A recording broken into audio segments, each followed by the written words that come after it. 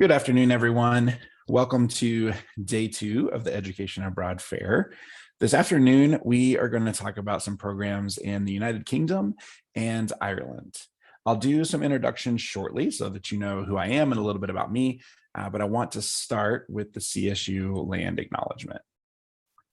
Colorado State University acknowledges with respect that the land we are on today is the traditional and ancestral homelands of the Arapaho, Cheyenne, and Ute nations and peoples. This was also a site of trade, gathering, and healing for numerous other native tribes. We recognize the indigenous peoples as original stewards of this land and all the relatives within it. As these words of acknowledgement are spoken and heard, the ties nations have to their traditional homelands are renewed and reaffirmed.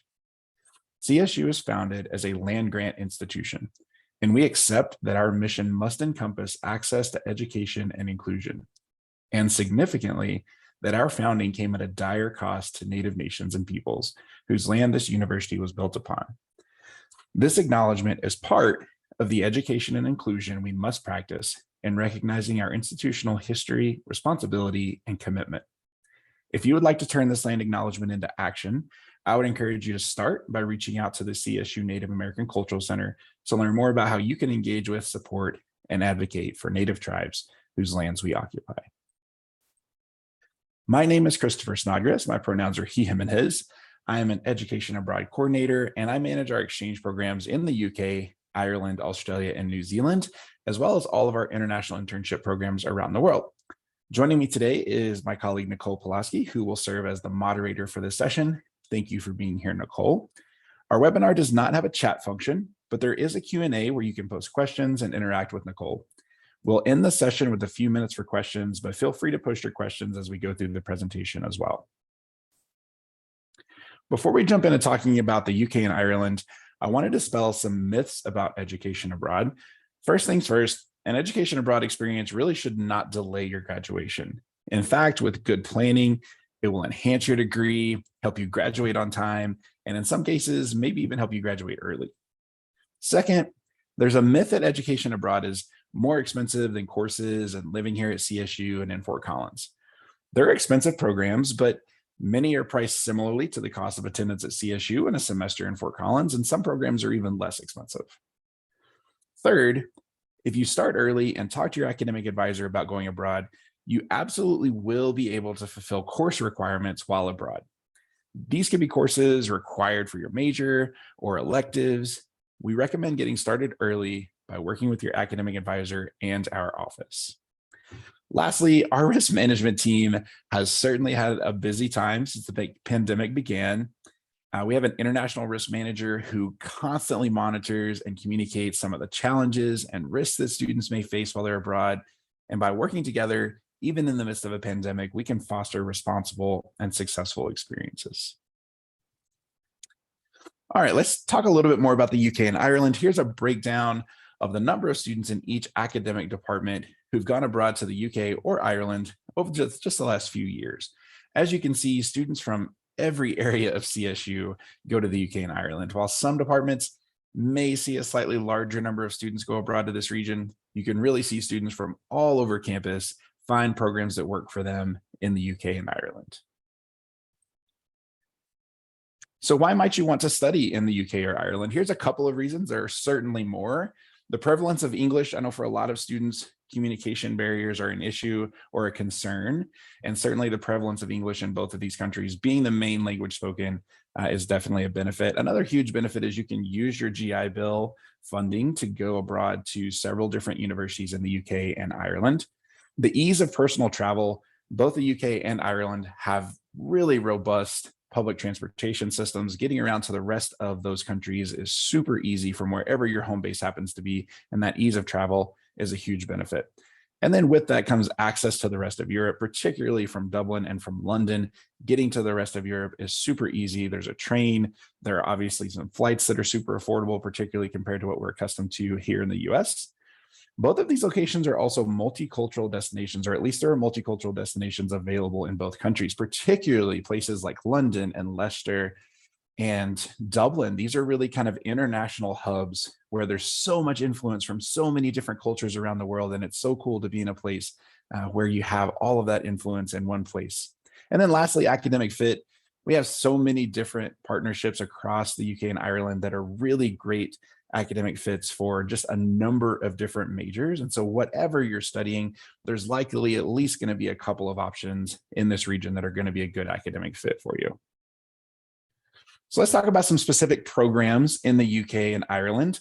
All the programs that we're going to talk about today are what we call exchange programs. And just really briefly, an exchange program is a direct relationship between CSU and a university abroad. I'm going to use Exeter as an example because it's the first program we're going to highlight. So what that means as an exchange program is we send students to Exeter and Exeter sends students to CSU. I think that's super cool because it means you definitely will not be the only CSU student at Exeter if you choose to travel there. And when you come back to CSU, there will always be Exeter students on campus in Fort Collins, which I think is just an extra layer of benefit for going to the University of Exeter or any exchange program for that matter. So that's kind of a little bit about an exchange. You'll be on campus. You can take any course that the university offers pretty much. Housing is typically on campus.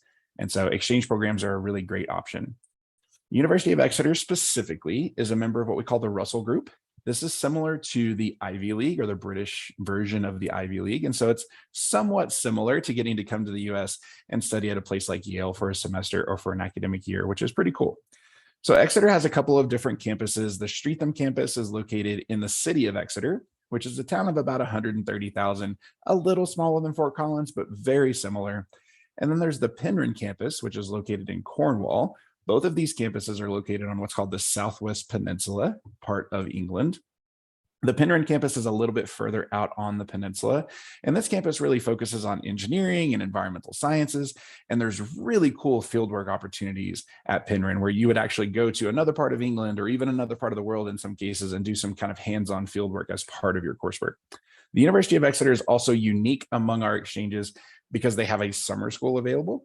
And some recommended majors, though there are far more recommended majors to check out the University of Exeter, would be biosciences, health sciences, natural sciences, engineering, business, and any humanities major. The next program I want to talk about is Keel University. Keel is also in England. It's located near a city called Stoke-on-Trent. Stoke-on-Trent has a population of about 250,000, so it's a little larger than Fort Collins. Keel, however, is a smaller town outside of Stoke-on-Trent, so it's kind of like a suburb. It's a little bit more remote, but Stoke-on-Trent is very accessible. The university has about 9,000 students, so it's a little smaller than CSU. It's a very intimate campus community. One of the things I really love about Keel is its geographic location. It's really centrally located in England. It's about an hour south of Manchester and Liverpool and about an hour north of London. And so really all of the major urban hubs in England are super accessible from Keel, and you can get to any of them really, really easily. There's a high level of student services at Keel. They really model their student services after a US institution. And so a lot of the systems of support you would expect to find at a US institution, you could expect to find at Keel as well. I really find Keel to have a similar ethos to CSU. And so a lot of students that are attracted to CSU could potentially be attracted to Keel as well. Part of that is a real focus on sustainability. They have a very green campus. It's a gorgeous location. You can see from the picture, a lot of the architecture is a little more kind of an old world feel while still having every modern convenience and technology inside. Some recommended majors for Keel, same thing I said about Exeter, there are far more. So if your major is not on this list, that does not mean that it's not a great school for you. Some of them are agricultural, business, biomedical sciences, economics, English, environmental, natural resource economics, finance, geosciences, management, political science, social work, and human development and family studies. All right, next we're going to talk about the University of Leicester. It is located in the city of Leicester, which has a population of about 350,000 people. I mentioned Leicester earlier because it's one of England's most ethnically diverse cities and one of its most multicultural cities. It is the largest UK exchange city that CSU has. So of all of our exchanges in the UK and even in Ireland, Leicester is the largest city that houses any of our exchange programs. The campus there at Leicester has about 17,000 students. So still a little smaller than CSU, but larger than a school such as Keel. It's a really highly regarded research institute. It has that in common with CSU. And again, it's very centrally located. It's a little to the east of a place like Keel or Stoke-on-Trent, but the convenience to getting to places like Manchester, Liverpool, and London is still absolutely there. So both of these last two programs, super centrally located, makes getting around to the rest of England or even the rest of the UK, if you want to go into Wales or Scotland, super, super easy. Some recommended majors at the University of Leicester: biological science, business, communications, English, journalism, media, psychology, women's studies, zoology, and forest and rangeland stewardship. The next program is the University of Reading, located in the city of Reading, which has a population of about 230,000. So again, maybe a little larger than Fort Collins, but very similar. One huge difference between Reading and Fort Collins is Reading is a 30-minute train ride from downtown London. So it is very much a suburb of London. It is very much connected to kind of the London metro area, which is really great for transportation, really great for ease and convenience to just about anything that you could ever possibly want. The campus at Reading, again, about 17,000 students, really similar size to Leicester. It is also a really highly regarded research institute, and it happens to be the #1 school in the UK for agriculture.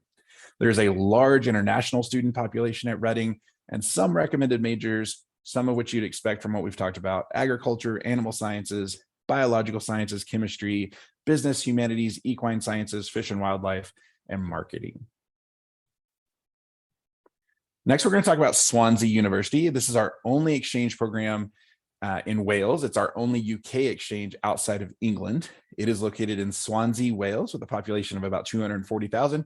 So you can see a lot of our exchange cities in this region are a pretty similar population. We try to find places that are somewhat similar to Fort Collins. Obviously, culturally, they're going to be very different, but at least from a size perspective, to add a layer of comfort for our students going there.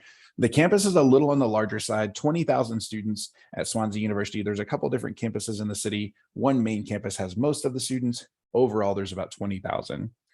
The campus is located adjacent to the beach and Swansea Bay. So it is a gorgeous location, not just the city being on the beach, but really the campus being that close to the coast. The campus is really, really pretty. Swansea is about a 2-hour train ride from London. So again, super convenient. If you want to go to London for the evening, or especially on the weekends, it is really, really easy to get there. It's really affordable to get there. Some recommended majors at Swansea: engineering is huge at Swansea. Just about any major within the College of Engineering can find some really great coursework at Swansea, and our engineering department is really familiar with Swansea University as well. Other majors like computer science, English, journalism, media communications, math, and sociology are also really good at Swansea. All right, lastly, we're going to talk about our one exchange program in Ireland at the University of Limerick, located conveniently enough in Limerick, Ireland, on the west coast of Ireland, pretty much directly west across the island from the capital of Dublin. Population of Limerick is about 60,000, so it is the smallest city that we've talked about. As I mentioned, it's our only Ireland exchange. The campus has about 11,000 students. There's really kind of a hybrid exchange model. What that means is it's a true exchange in the fall. It's more of a direct enroll type program in the spring. The one thing is it doesn't change your experience at all. So whatever semester works better for you, it really doesn't change your experience at all. It's more just on how we manage it on the back end. The University of Limerick is a really beautiful, very green, I would call it a residential campus. And what I mean by that is campus is really designed for you to live your life on campus. It's a large campus, very similar to CSU. The conveniences and resources that are available there on campus are super robust. There's all kinds of shopping, groceries, etc., just across the street from campus in pretty much any direction. There's also a bus that goes directly from campus into downtown Limerick. And downtown Limerick, even though it's a smaller city, is really lively and has a lot of nightlife options, a lot of restaurant options, etc. The University of Limerick has an outstanding art collection and is also home to the Irish World Academy of Music and Dance. One of the really cool things is every CSU student who goes to study at Limerick takes kind of an intro Irish music and dance course that's really popular and a lot of fun. Some recommended majors at Limerick include animal sciences, business, construction management, music theater and dance, obviously, nutrition and food science, and pre-veterinary medicine. So now that we've kind of talked about the different programs, or at least the exchange programs available in the UK and Ireland, let's kind of talk through how to make this work and how it actually functions. One of the biggest questions we always get is, how do the credits work? How are our credits going to come back to CSU? So all the programs we talked about are exchanges. So I'm really going to highlight what the credit process looks like for an exchange program. With an exchange program, you're going to be on campus at Exeter, Reading, Swansea, etc., taking courses there at that university. Exeter, or whoever your host university is, would then send us a transcript at the end of your term, and CSU would then process that transcript and it would become part of your CSU record. The way that it works on the front end is what's really cool. So before you ever leave, just to give you as much assurance as possible, we have a step-by-step process in place where you're going to identify some coursework at the university where you'll study abroad that you're interested in taking, and then have CSU formally evaluate those courses. Both the CSU registrar and your academic department will formally evaluate that coursework, and they will tell you in writing, if you take this class at Exeter or this class at Swansea or this class at Limerick, this is how that course will come back to CSU, and these are the CSU credits that you'll receive when you're done. The information that you'll get through this process will include how many CSU credits you'll receive for each course, whether that course is upper level or lower level, so 100, 200, 300, 400 level coursework, and through your department, specifically which degree requirements you might get fulfilled through that coursework. So it really takes a lot of the guesswork out, and it's a really cool process. I know it sounds like a lot. It sounds kind of overwhelming. Just believe that we are here to help you through the entire process, and it's very formalized. The process really functions through this form that you can see on this slide called our transfer credit form. The transfer credit form will be where you list out the courses that you're potentially interested in taking. There's instructions for uploading this to the registrar, and then it gets automatically routed to your academic department and then finally back to our office. The really cool thing is you'll be CC'd on all the emails as it kind of makes its way through the process. You'll always know where it is in the process and where we are with it. And when it's done, we'll have signatures. It'll be uploaded into your application. Everybody will know how these courses that you're interested in will come back to CSU. So throughout that entire process, and really the entirety of the application process, you'll work with several different people across campus. Obviously, you're going to work with our office. You're going to work with your academic advisor or your ASC. They're a really big part of this process, particularly with the transfer credit form and the credit process. You'll also work with the team at the University of Exeter or at Reading or at Leicester, wherever you study. They have an office that will support you as well. And so there's a really well-rounded support system that will help you throughout the entire process and make sure that you have the support that you need. As far as our office is concerned, we have our full-time EA staff who will support you for any of these programs we've talked about today with our exchanges in the UK and Ireland. I would be your primary advisor. In addition to our full-time staff, we also have a group of peer advisors who are really fantastic. They are critical members of our team. All of our peers have gone abroad with CSU and are a tremendous resource to you as a CSU student. Our peers have open advising hours throughout the week, during which you can meet with them to learn more about the student experience of being abroad and really get a perspective from another student of what was it like to go through the application process? What was it like to actually be in another country, to be in another culture, etc. To learn more about our peer advisors, to hear all about where they went abroad and their experiences, or to check out our open advising schedule, you can visit the Contact Education Abroad page on the EA website. Lastly, I want to briefly talk about financial aid and scholarships, because budget and paying to go abroad is a huge part of the process and always a big part of the conversation. Did you know that the majority of your scholarships, grants, and loans and other forms of financial aid can actually go abroad with you? To learn more, you can reach out to our Financial Aid for Education Abroad team and meet with our colleagues Cindy and Evelyn, who you can see here on this slide. They work in the Office of Financial Aid, and they work specifically with students going abroad. They can talk with you about your current financial aid package and how it can be used to go abroad. In addition to your current financial aid package, grants, loans, scholarships you already get, we also have tons of scholarships specifically for students going abroad. While scholarships will rarely fully fund your program, you're probably not going to get the entirety of it paid for through scholarships. They can definitely close the gap between your current financial aid and what you'll actually need to go abroad. We have scholarship and fundraising workshops throughout the year where you can really learn more about the scholarship opportunities and even more sources of funding as well. You can always make an appointment with the Financial Aid for Education Abroad team by going to the Contact Education Abroad page on our website. At an appointment with them, you can really look at your specific financial aid package, the grants, loan, scholarships you get one by one, and they'll give you an idea of which can be used to go abroad, which can be used to help pay for your experience abroad. It's a really good idea to start this process with them early on before you make a final decision about a program to get an idea of what your budget can look like and what programs might fit in that budget. My first rule of thumb with scholarships is always to know the deadline. If you don't know the deadline, then you miss out on the scholarship entirely. The second rule that I have for scholarships is make them say no. And what I mean by that is any scholarship you don't apply to, you don't get. Apply and make them tell you no. Please pay attention to deadlines and apply to as many scholarships as you think you might be eligible for. One of the most important scholarship applications is our common scholarship application that you can see the deadlines for here. There's over 20 different scholarships that this one application applies to. For a program starting November all the way through next September, we have an October 1st deadline coming up. And then for programs starting later this spring, all the way through next spring, we have an April 1st deadline.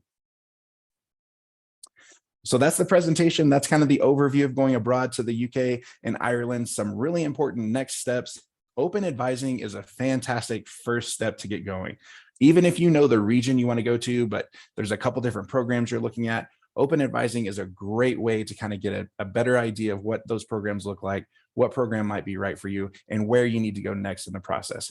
So to take advantage of open advising, we have peer advisors available Monday through Thursday, 9 to 4. We also have EA staff who offer open advising Tuesdays 1 to 4, Wednesdays 9 to 12, and 1 to 4, and Thursdays 9 to 12. The really cool thing about our open advising, we offer it both in person and virtually. You can access our open advising via Zoom, or you can just come in the office during any of those times and meet with someone without an appointment. The second QR code to the right here, you can scan for directions to Laurel Hall if you want to come in the office and do open advising in person. The last thing I want to share, here's a QR code for our Start Here page. It is a toolbox with step-by-step instructions. It's really intended to lead you from, I don't know where I want to go, to I'm getting ready to get on the plane. There's links to different resources you need at each step in the process. It's a tremendous resource. Definitely check it out. It's really, really well developed. After you check out the Start Here page, we'd love to talk with you in open advising and then work you through the process from there. That's the presentation. If anybody has questions, great. Otherwise, have a wonderful rest of your day. Thanks, everybody.